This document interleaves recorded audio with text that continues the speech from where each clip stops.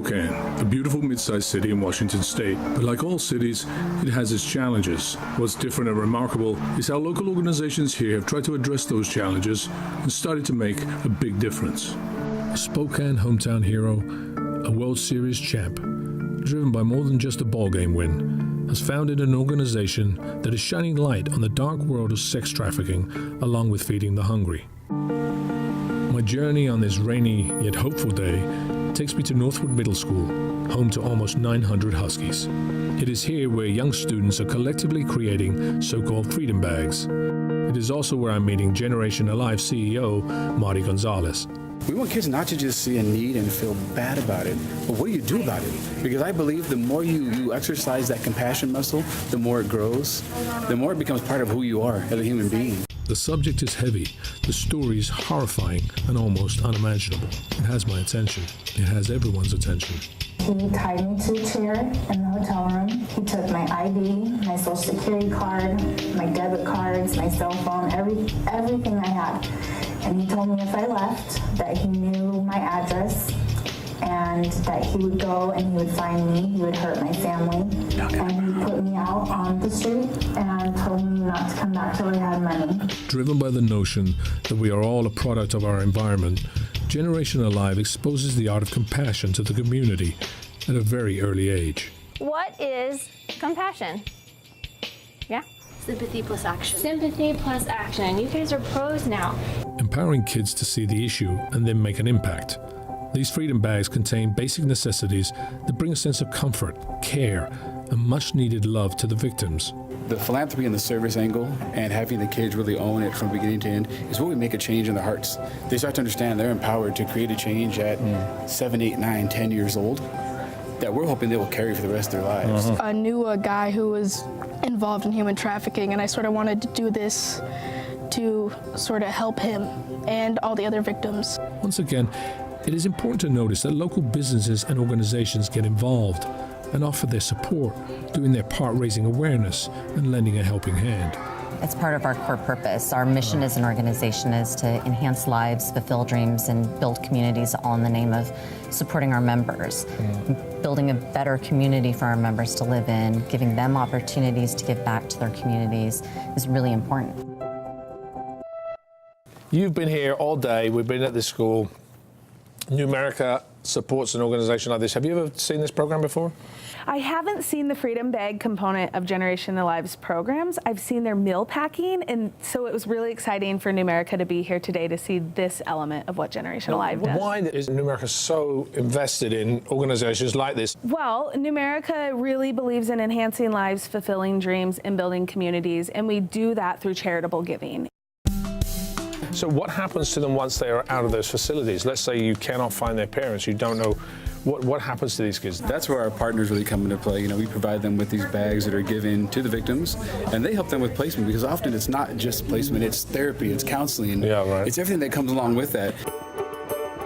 To meet one of the partners, I head over to Generation Alive's headquarters. Mabel, nice meeting you. How you doing? The bags have been transported here and are exchanging hands with Mabel Elsom of Lutheran Community Services. My role really is to provide support, advocacy, resources, connect them with services. When they come to me, you know, I'm meeting them at their worst, when they are desperate.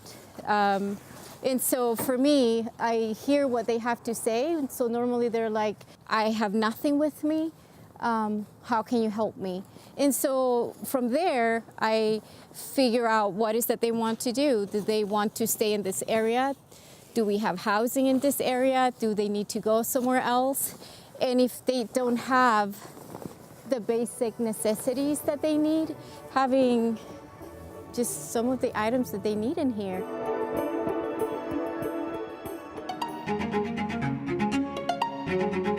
Former San Francisco Giant pitcher and Generation Alive founder, Jeremy Affeldt, has invited me to the Flying Goat. And what better way to get a meaningful conversation flowing than over some good gourmet pizza? I hated the game of baseball. Hated it. I was Why? Why'd you? Because I lost all the time in Kansas City. I was hurt a lot because I woke up every morning with the same deal. I'm going to go to the ballpark at 2 o'clock today. And when I come in to pitch at some point in the game, I'm either going to get cheered or booed, and then I'm gonna go home, and then day starts over again with the same exact scenario. And I was this guy that, one, was scared because I didn't know who I was. I'm lonely because I can't tell anybody that I don't like playing Major League Baseball. There's no one gonna be like, oh, Jeremy, we feel super bad for you. I didn't know my path. I didn't have a why. I was walking down the street of Denver one morning, and I wanted a coffee. And I was having these thoughts, and I was frustrated. I see this girl at Rite Aid. I see her, and she's got a split lip, black eye, torn clothes. I see her eating a dry cup of noodles. You want something to eat? I just want to know if you want something to eat. She's like, please. So I bought it, took it out there, and I handed it to her, and she ripped it from me. And she looked at me and said, thank you.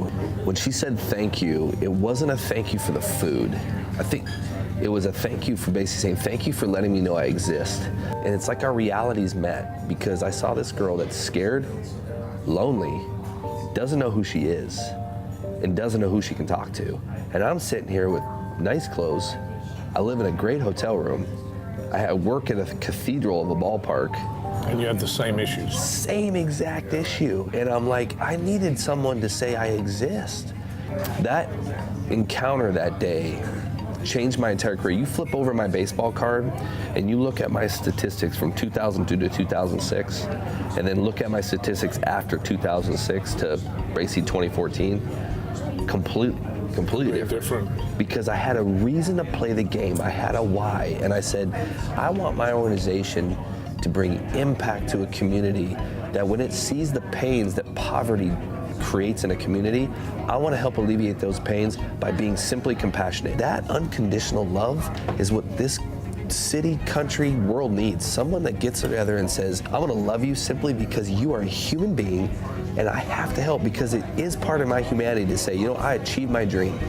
I achieved my dream, and now I want to help you achieve yours, because that's what we're supposed to do. Correct. And that's why I started Generation Alive, and that's what we do. Let's make no mistake about it. Sex trafficking is modern-day slavery and seems to have taken its course relatively unnoticed here in the United States. It deserves much more attention, and Jeremy and his organization are contributing possibly in the most effective of ways by teaching the next generation the fundamentals on what it means to pay it forward.